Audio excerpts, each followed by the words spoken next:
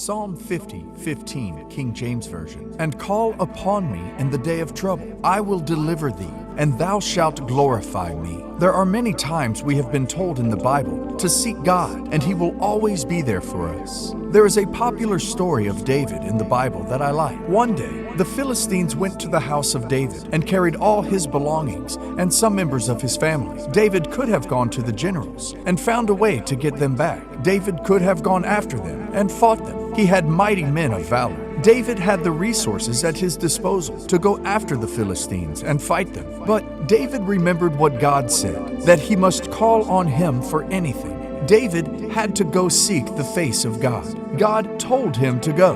1 Samuel 30:8, King James Version. And David inquired at the Lord, saying, Shall I pursue after this troop? Shall I overtake them? And He answered him, Pursue, for thou shalt surely overtake them, and without fail to recover all. Isn't that amazing? Although David had the resources and power to go after them, he didn't. He sought the face of God first. David's trust was not in his resources. David's trust was not in his armies or the great warriors he had at his disposal. His trust was in the Lord. So I ask you today, who your trust is in today? Is your trust in the money that you have in the bank account? Is your trust in your government? Proverbs 3:5-6. Trust in the Lord with all thine heart, and lean not unto thine own understanding. In all thy ways acknowledge Him, and He shall direct thy paths. Is your trust in a person? Wise King Solomon, writing to his son and to us,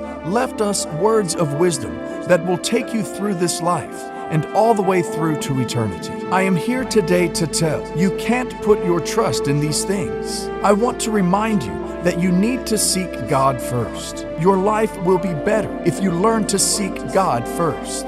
You will make better decisions if you learn to seek God first. You will experience victory after victory after victory if you learn to seek God first.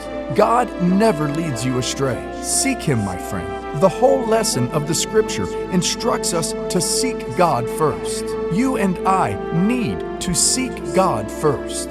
Learn to seek God first. Before you make a move, seek God first.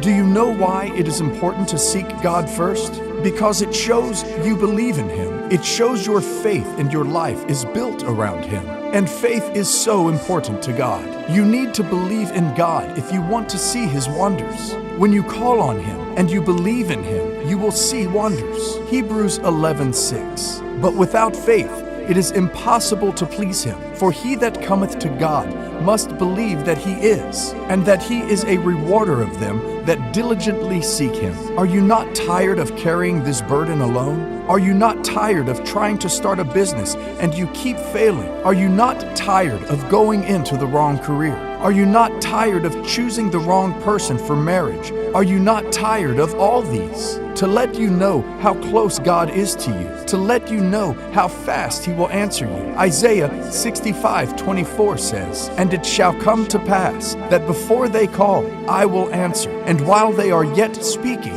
I will hear. Considering a soldier going to the battlefield without a gun, the gun is like a source of power to every soldier. In the same way, life is like a battlefield. On the very first day one is born, going day by day without a weapon to fight in this battle of life makes you vulnerable to danger and the things that can cause unpleasant situations around you. The choices you make now will affect the life you have before you. And the right choice to make is to seek a power source that supersedes all other powers. In the battle, the army with the most sophisticated weapons and great tactics are likely to win the battle. The best choice you can make is to seek the face of God every day. Before you make any decision, you need to go to God and ask Him about it. So what happens when you seek God first? And why should we seek God first? When we seek God, God gets closer to you and we get linked to Him. James 4:8. Draw nigh to God, and He will draw nigh to you. Cleanse your hands, ye sinners, and purify your hearts, ye double-minded. What an invitation. The ball is in your court. If you seek God first, what will happen is that God will draw closer to you. Draw nigh to God, and He will draw nigh to you. Isn't that wonderful? That regardless of how sinful your past is, the God of the universe will move closer to you when you draw closer to Him. When we seek the face of God through prayer, we will be connecting to Him, and we will be able to tell Him anything we want to tell Him. This is the same way David and others asked God what they should do, and God told them. Isaiah 55:6. Seek ye the Lord while He may be found. Call ye upon Him while He is near. What should I do to seek the face of God? First, we need to fall in love with Him.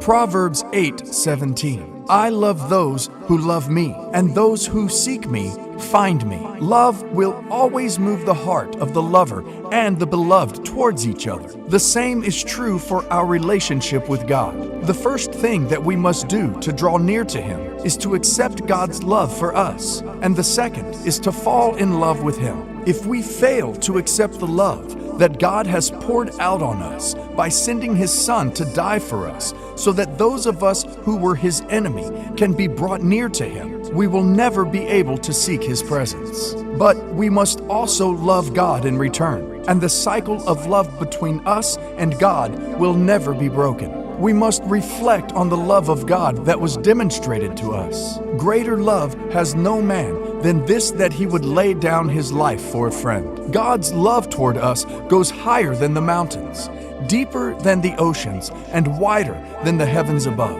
His love for us spans the expanses of the universe. If we think about God's love for us as the superlative of all expressions of love, we will inevitably fall in love with Him.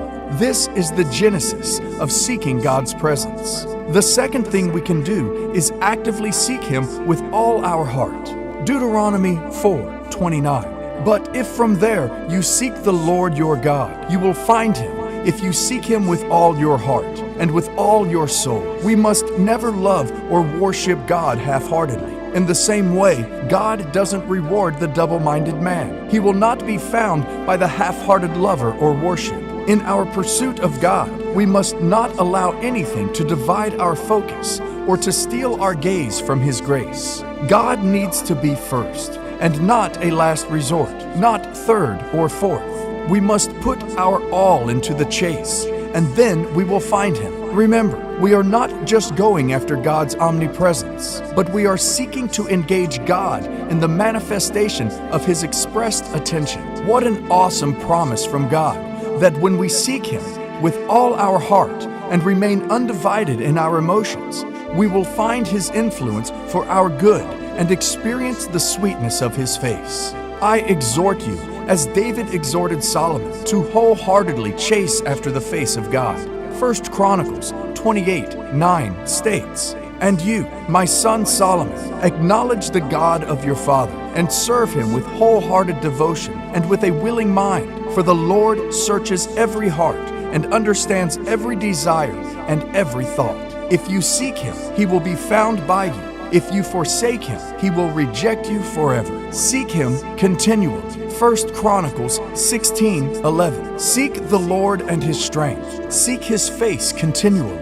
The final thought I want to leave you with is this: never get weary in seeking God's presence. Getting into the presence of God, experiencing Him working in your life, or having His manifested joy, peace, and favor is not a destination that we get to and then stop doing what we did to get there. We must keep seeking Him, because His ways are higher than our ways, and we are never able to fully search the depths of His love or the splendor of His face. We must constantly create pangs of hunger and thirst after God.